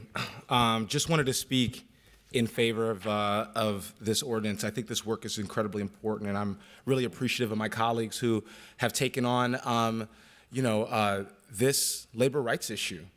I think in the past, things like paid sick and minimum wage and wage theft protections have been things that we've all prioritized. They've been more or less, they're difficult policies, but they are a little easier for us to understand because they are, by and large, benefiting those that aren't trying to make a living in this gig economy. And here we have folks who are gig economy workers who are vastly, in my opinion, vastly underpaid. And we are not the first city council, and we're not the first state to be trying to figure out what solutions to this are. It's not just about what the actual pay is, right? And if it's $15 an hour, then it's fine. And if it's under that, then it's not fine. It's about what proportion of this business do you contribute to, and what proportion do you get back? And I think that what drivers are getting back is vastly disproportionate. And I think that we can talk about hey, look, we're just a city council. We're not great such innovators as the people at Uber and Lyft. But if at the end of the day the business model is still exploitation, at the end of the day if the business model is still workers getting less, then I don't think that's innovation. I don't think that that is true advancement. I don't think that that's pioneering technology. Last thing I'll say is. There have been other cities, New York is one of them, where drivers have said, hey, look, we are not going to have exploitation. We're not going to have masked as advancement, outdo us. We're going to, if the companies cannot honor their obligation to provide fair environment, fair pay for their workers, folks are creating worker co-ops, like massive ones. Not cutesy ones, not little ones, right? Massive worker co-ops. Folks are finding a way to say that we're going to provide this service. We're still going to keep the consumer in mind while also making sure that it doesn't come at the expense of the driver. And so I'm really glad to be supporting this policy today. And I know that regardless of of what this individual, fight bears out. And I hate that we have to frame it that way. And if we had a unanimous support, we wouldn't have to. But regardless of what this individual conversation bears out, I know that the drivers aren't going to stop advocating for themselves, and I know that there are folks on this dais that aren't going to stop advocating for those workers as well. So I want to thank you, Council President, for your amendments, and I want to thank my colleagues for their amendments as well. And I'm excited to support this and pass this today. Councilmember Cheptai. Thank you, Madam President. I want to start by thanking the drivers that are here today and the advocates that are here today. The Minneapolis Uber and Lyft Drivers Association started their advocacy on this issue at City Hall about a year ago, before their work at the state even started. And I want to thank you for that. Our authors, Council Members Wansley, Chavez, and Osman, have done an incredible job on this. They've done their due diligence on this, and I'm really, really proud to support you on this work today. The countless staff that Councilmember Wansley named all the way at the beginning have done tremendous work here, and the residents who've been reaching out to us, my constituents who've reached out to me, I'm grateful for your advocacy. I've been very intentionally quiet throughout discussion today because, I've really wanted to hear what colleagues have to say and understand where you're all coming from. So I want to address some of the things that I've heard that really stuck with me, starting with the governor's task force. I think I said this in committee, but the governor's task force is an advisory group. It is not dissimilar from the city's own rent stabilization work group. Work groups and advisory groups and task forces have no authority to legislate. Policymakers do. If they did have that authority, rent stabilization would be on the ballot this year. Advancing policies that benefit our residents is our job. The legislature made it clear through bipartisan support what policy they wanted to see passed. Even after the governor's task force makes its recommendation, since the governor, like the mayor, doesn't have the authority to introduce or vote on policy, the legislature could then thank the task force for their time and pass the same exact policy they did last year. As local governments, we fiercely fight for local control because we know what's best for our communities, and we know that despite having more in common with residents from Moorhead and Mankato than not, our residents' needs, our economy, and our infrastructure needs are unique, and they require unique solutions. In Minneapolis, we have a history of being the state's moral compass on leading progressive policymaking that prioritizes economic justice. If we waited for state action, the minimum wage in Minneapolis would still be $10.59.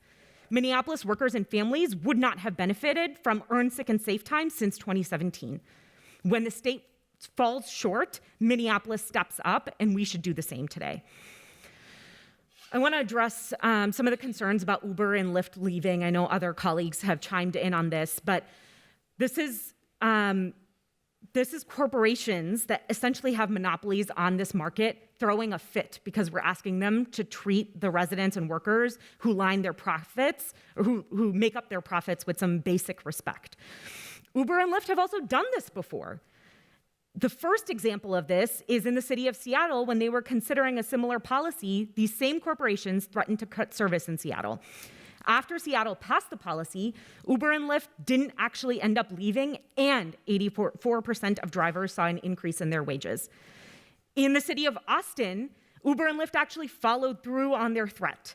They did cut service. As a result, local worker-owned cooperatives that provided rideshare services popped up. Uber and Lyft then lobbied the state to virtually kill these local businesses, and then came back to Austin because providing rideshare service for them is just too profitable. I want to also talk really briefly about the unfunded mandate of the Drivers Resource Center. This body has the power of the purse. We actually won't be approving the city's 2024 budget until December 5th. I'm excited to work with all of you and with our authors on using our authority to get this funded as we adjust and approve the budget in the coming months. Throughout my time at City Hall, I have heard council members tell me, I don't think we should be passing this or that policy. I think what we should be doing instead is increasing the amount of money people have. We should be increasing their wages. This is our opportunity to do exactly that. And I'm sorry, but putting some money on a worker's check is not performative. It is a material benefit to the driver, to their family, and to their community. I'll end with this. At the end of the day, the vote before us isn't about process. It's not about collaboration. It's not about whether we should wait for the state or about the threats that Uber and Lyft have made. It's about economic justice for drivers who are largely Black, Indigenous, and people of color, who are largely immigrants, and largely people who work multiple jobs and still struggle to get by. Let's have their back today.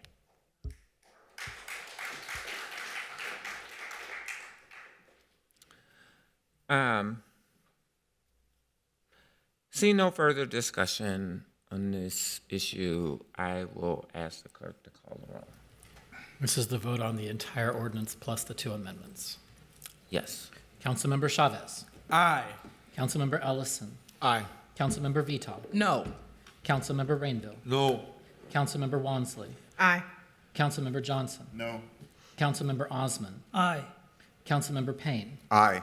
Councilmember Koski. Nay. Councilmember Shugtai. Aye. Vice President Palmisano. No. President Jenkins. Aye. There are 7 ayes and 5 nays. That item carries.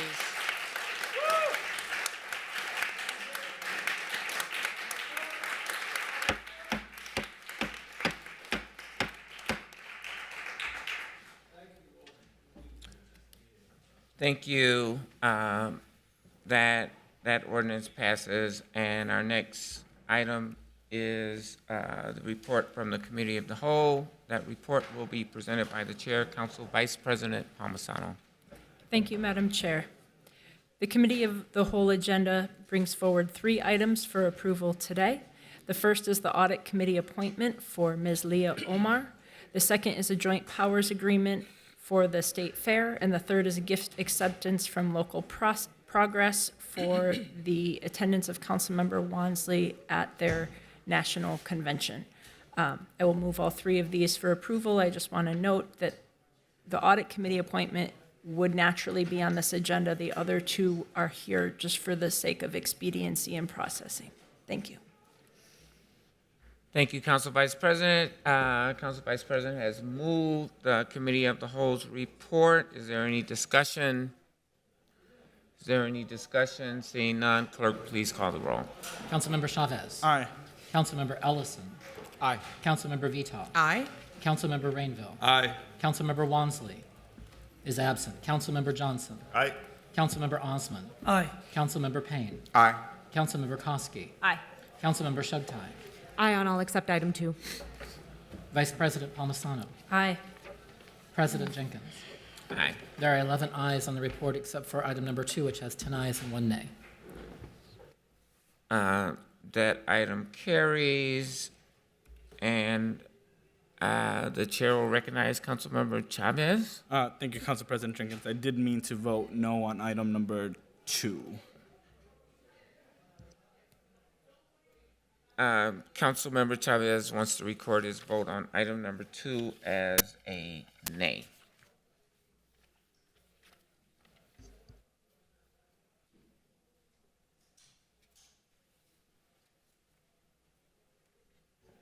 So you guys don't want protection at the State Fair? No, it's not that. I just think that we have a staff shortage in the police department, and having more officers go to the State Fair in a different city instead of in our neighborhoods is not the best use of our resources. Yeah, I will note that many Minneapolitans also go to the State Fair as well. That said, that item carries. That report is adopted. Our next committee report is the Policy and Government Oversight Committee, and that report will be presented by Councilmember Ellison. Thank you, Madam President. The Policy and Government Oversight Committee is bringing forward 14 items for approval. One is gift acceptance from the University of Minnesota for travel expense for the police department. 2 is a bid for 50th Street East and West ADA pedestrian ramp improvements project. 3 is a bid for Whittier and Whittier North ADA pedestrian ramp improvement project.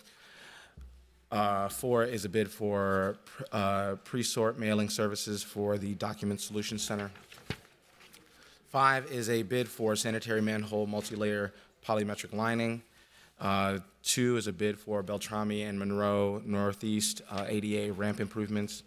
7 is a contract with LHB Inc. for engineering and design services for the 18th Avenue South Bridge over the Midtown Greenway. 8 is a contract with SRF Consulting Group Inc. for engineering and design services for Grand Avenue South Bridge over the Midtown Greenway. 9 is a contract with Itron Inc. for water meter reading hardware and software services for the Public Works Water Department. 10 is a contract amendment with Bolton and Menk Inc. for engineering and design services for the Bryant Avenue South reconstruction project. 11 is a contract amendment with Thomas & Sons Construction Inc. for the Lower Dowling Avenue, 33rd Avenue, and West River Road construction project. 12 is a contract amendment with Eureka Construction Inc. for the Upper Harbor Terminal Dowling Avenue North construction project. 13 is a contract amendment with the Bituminous Roadway Inc. for hot mix asphalt. And 14 is a legal settlement, Costas Ombuna and Jaslyn Brown versus Cody Johnson et al. And I'll move approval of all of these items. Councilmember Ellison has moved approval of the Policy Government Oversight Committee report. Is there any discussion? Council President. Any discussion? Sorry. Councilmember Chavez. Thank you, Council President Jenkins. I did just want to pull out number 13 out for a separate vote. I talked about this in committee, and I'll just make a quick comment. It's just bituminous roadways has been a big polluter in the Southside Green Zone, and I just want to make sure that as a city, we no longer give them part of our money to continue operating, and I hope other cities can follow suit, and just look forward to working with my colleagues to figure out how we can address this in the future. So it'll just be a separate vote, and that's the only comments I'm making. Councilmember Chavez has requested to pull out item number 13 for a separate vote. I will accept that request and ask the clerk to call the roll on items 1 through 14, noting that we will pull item number 13 for a separate vote. Councilmember Chavez. Aye. Councilmember Ellison. Aye. Councilmember Vita. Aye. Councilmember Rainville. Aye. Councilmember Wansley is absent. Councilmember Johnson. Aye. Councilmember Osman. Aye. Councilmember Payne. Aye. Councilmember Koski. Aye. Councilmember Shugtai. Aye. Vice President Palmisano. Aye. President Jenkins. Aye. There are 11 ayes. That report is adopted. Next, we will take up item number 13, and the chair will recognize Councilmember Johnson. Thank you, Madam President. And I'm only going to speak on this because it was pulled out specifically. And so since there's discussion or comments on it, I would just wanted to share some thoughts because this was at committee as well, and we had conversation there about it as well. So I agree with Council Member Chavez around the pollution burden within his community, and that's something I know we've worked together on as well to address. With this specific instance of bituminous roadways, we did have a chance in committee to hear some clarification from staff around impacts, and actually I was also able to talk with staff after that. If this body was not to approve this contract, it would have two effects. First off, that plant is running at capacity. We would just end up having other jurisdictions outside of Minneapolis driving into the city to pick up their asphalt. So we would have more diesel emissions being generated, as well as by city vehicles that would have to drive to other plants as well. So increased costs for taxpayers, increased emissions. Also, just the piece of color I wanted to add to this, which came in after committee, was in talking with staff, just given the season around the road work happening today, this if this contract was not to be approved, or this additional funding increase not to be approved, we would not be able to do the asphalt work that is outstanding and needs to be done before winter arrives. So there would also be an impact to our road system and the capital project and all of that as well. So that's why I will personally be voting for this today. I think it went through at committee 5 to 6, I think, or maybe 4 to 6, but did want to make sure we had some comments on this as well about the practical implications. And I look forward to continuing to work with Councilmember Chavez and with residents within his community as well to find strategies around how we reduce the overall levels of pollution. Thank you. Councilmember Ellison. Just wanted to commend Councilmember Chavez for bringing this to our attention. I know that bituminous roadways has been on the agenda for ever since I've been in office as a service that we use, a company that we use here in the city. And I actually did not know the cross streets or where it was located, and so it was good to sort of hear directly from Councilmember Chavez about the issues there. But I also wanted to agree with Councilmember Johnson that the solution would be that we would end up just getting asphalt from somewhere else. This asphalt would still be bought, and so I do think that there needs to be a long-term solution for how we get polluting uses out of our city entirely, and how we make sure that we don't just pass that burden on to another municipality, but that we are protecting people from these types of production plants. And I know that I have a number in my ward, and that some of them we've been able to oust, and others we're still fighting with. But wanted to agree with Councilmember Johnson for the reason that I'll be voting for this today, but also commend Councilmember Chavez for, I think, calling this into attention and sort of challenging us to think, to support him and thinking of a long-term solution to make sure that we're not just sort of producing asphalt in his ward for the foreseeable future. So that's all. Thank you. Thank you. Councilmember Payne. Thank you, Madam President. Every single vote we take is a vote on trade-offs, and I think Councilmember Johnson raises really important points about the trade-offs. And at some point, as a body, we need to make trade-offs that are not prioritizing efficiency, but are prioritizing health outcomes. And right now, the health outcomes in that community are really negatively impacted by the fact that this production is happening there.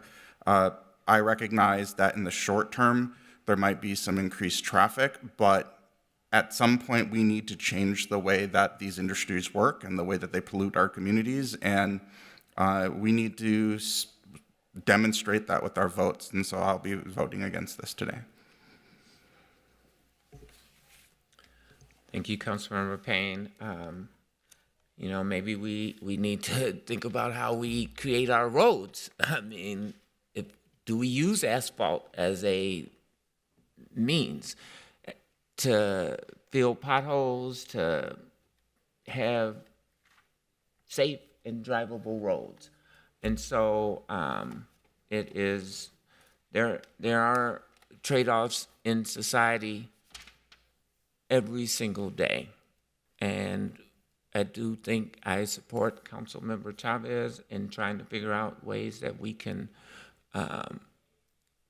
improve the health in that community and potentially move this facility to some place outside of the city of Minneapolis. But then that brings forth the issues that staff has raised: more diesel traffic, more cost, et cetera, et cetera.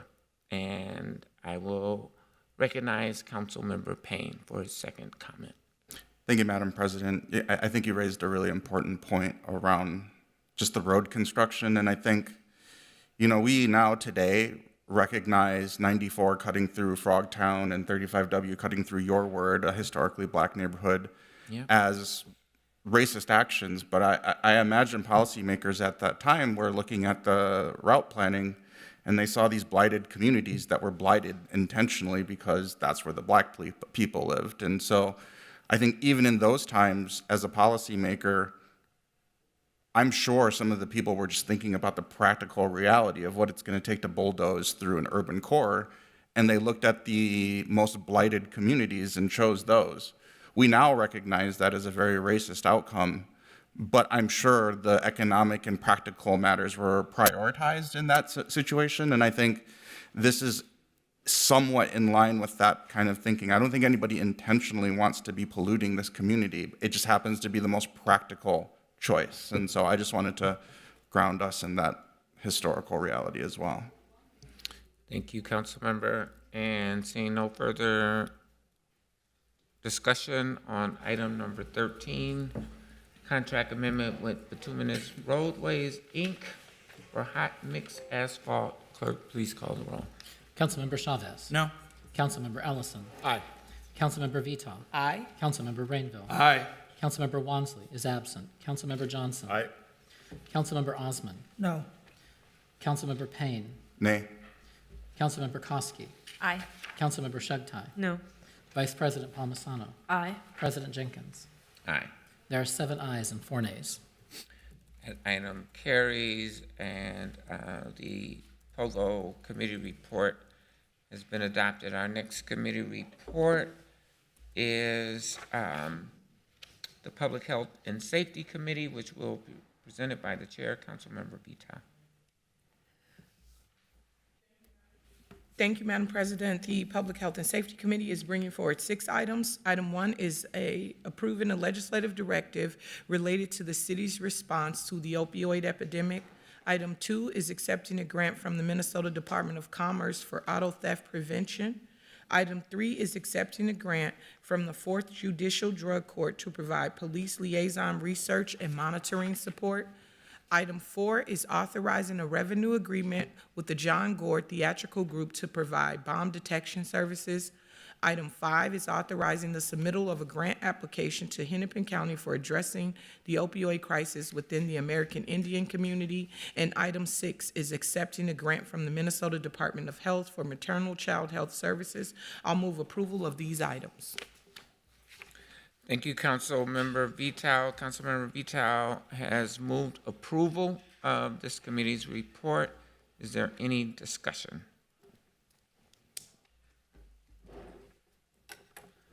Is there any discussion? I'm sorry, my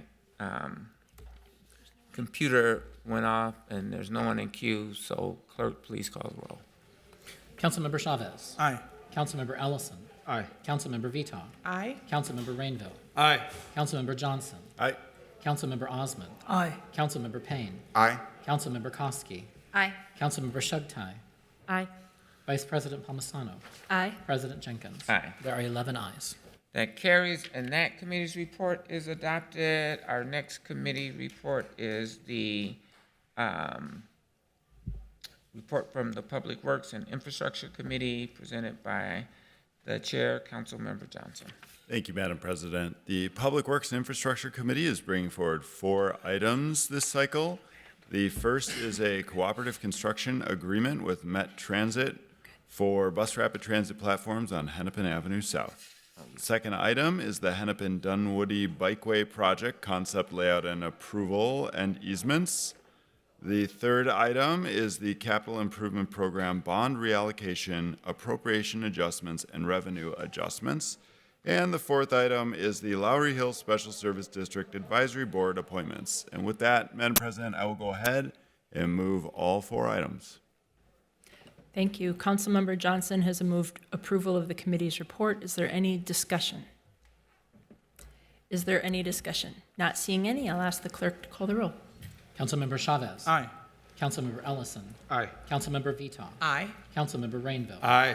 Councilmember Johnson. Aye. Councilmember Osman. Aye. Councilmember Payne. Aye. Councilmember Koski. Aye.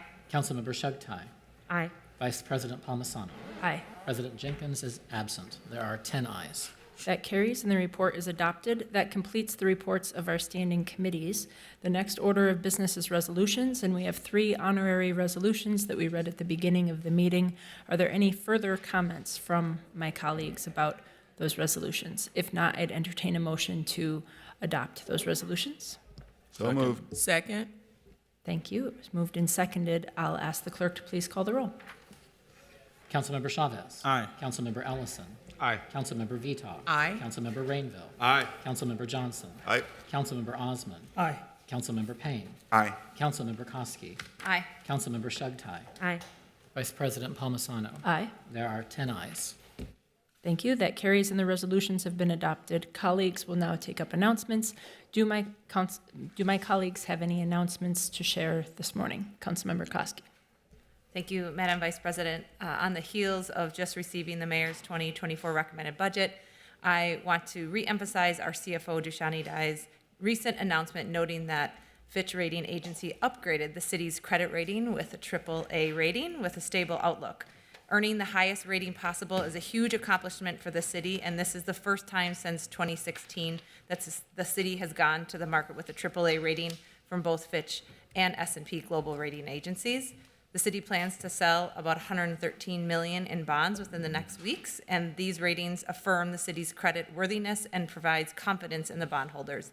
This also allows the city to borrow funds to finance critical capital projects at a lower interest rate, and most importantly, will save taxpayer dollars. So thank you to our finance team for all of your hard work.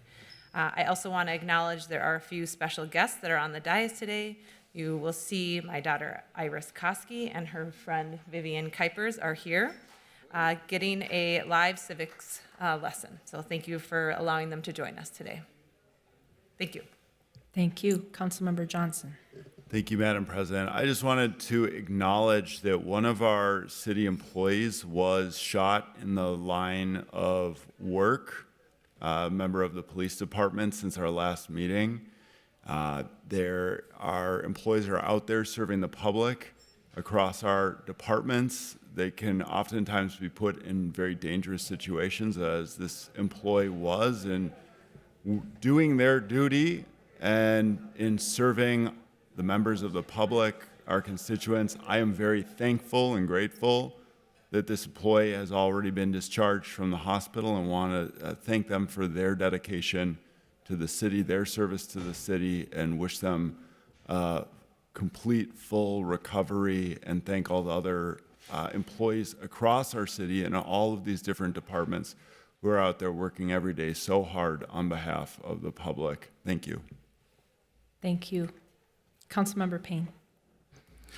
Thank you, Madam Vice President. I just wanted to acknowledge that the shooting at Nudieland over the weekend, mass shooting, there's some early reporting that this was a really queer space, a really queer-friendly space, and that may have had an impact on the outcome of those events. And I would just really hope that as we do our investigation, if there is a risk of this being a hate crime, that we investigate that thoroughly. And I just send my heart out to the community that's been impacted by that.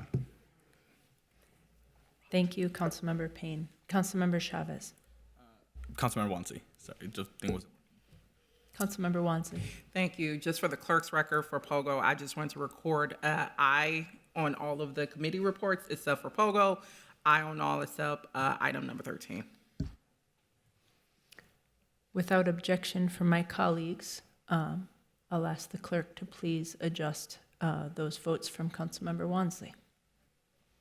Are there any other announcements? I would like to put myself in queue here just to briefly mention that one of our colleagues, Council President Jenkins, was recently on the very cover of the magazine for the National Multiple Sclerosis Society, the MS magazine called Momentum. That's a big deal. So it also has a beautiful interview in it of her, and I appreciate the Council President sharing this diagnosis with very publicly and being a spokesman of the cause and the needs to help us heal multiple sclerosis in so many ways. And thank you, Council President, for being a visible part of that. Wow.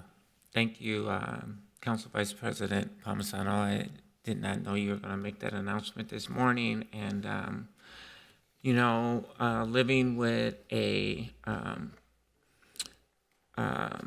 autoimmune disease is a challenge that millions of Americans are dealing with every single day, among other disabilities that impact so many of us, and really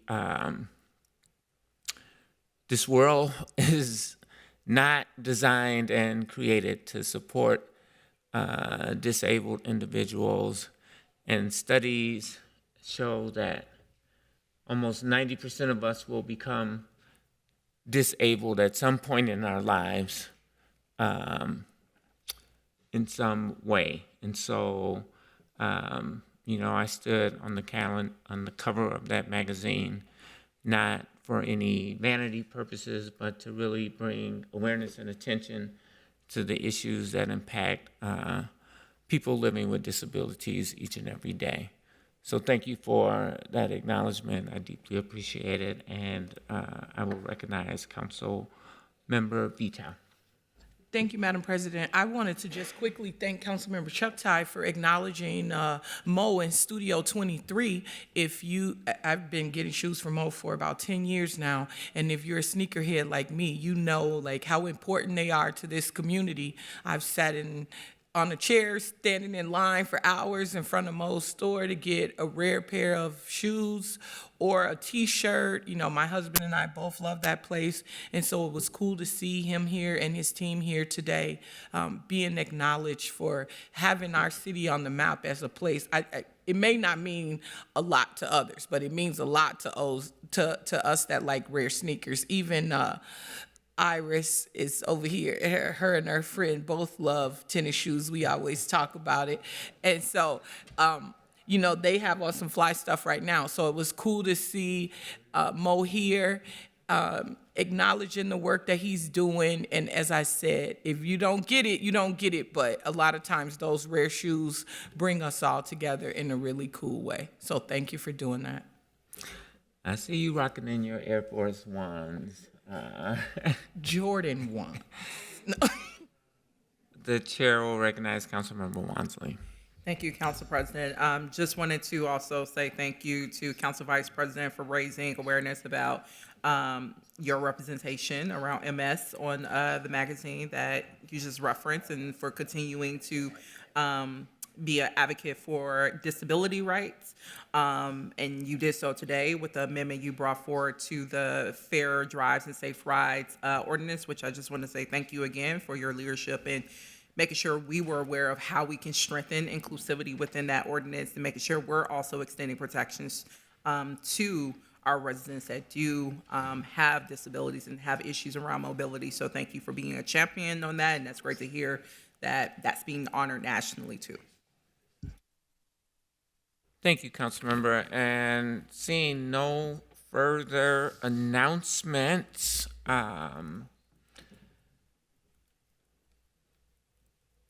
we have completed our business for today. And with nothing further to come before this council, without objection, this meeting is adjourned to Monday, August 21st at 11 a.m. in the council chambers for the purpose of receiving a briefing on the Police Federation contract. Thank you, everyone. And thank you, Councilmember Johnson, for sticking it out today. We appreciate you.